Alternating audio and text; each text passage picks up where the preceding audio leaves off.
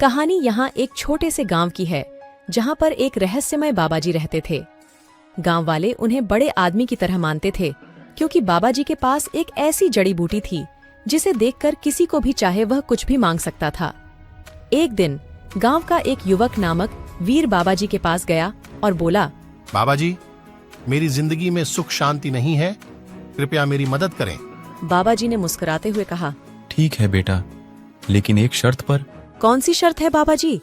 वीर ने उत्साहित होकर पूछा। तुम्हें मेरे साथ एक राजमहल जाना होगा जो 1 सप्ताह तक हर दिन एक नया राजा बन जाता है, बाबा जी ने कहा। वीर ने राजमहल की ओर रुख करते हुए कहा, ये सुनता है बहुत मजेदार है, मैं तैयार हूँ। रात के समय बाबा जी ने वीर को राजमहल की दिशा बताई और कहा, ध्यान रखना, हर कमरे में एक आशीर्वाद है। वीर ने रात को महल में प्रवेश किया और हर कमरे में धूप, फूल और शोर मचाकर आशीर्वाद लेता रहा। पहले दिन की समाप्ति पर बाबा जी ने वीर से पूछा, कैसा लगा? बहुत रोमांटिक और माहौल था बाबा जी। मैंने हर कमरे में आपका आशीर्वाद प्राप्त किया।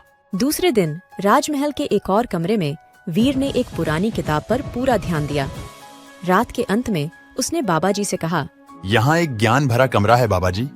मैंने इस पुरानी किताब से बहुत कुछ सीखा।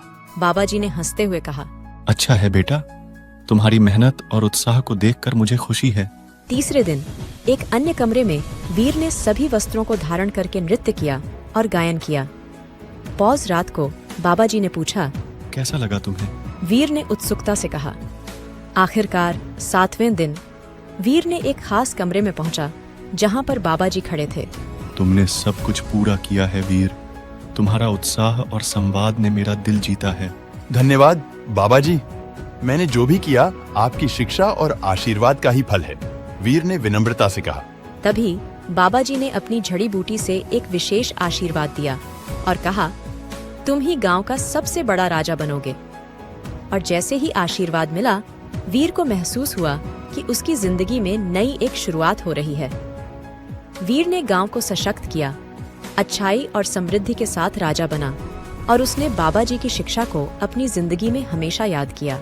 और इसी तरह राजमहल की रहस्यमयी और आशीर्वाद से भरी कहानी गांव वालों के बीच हर समय याद की जाती रही।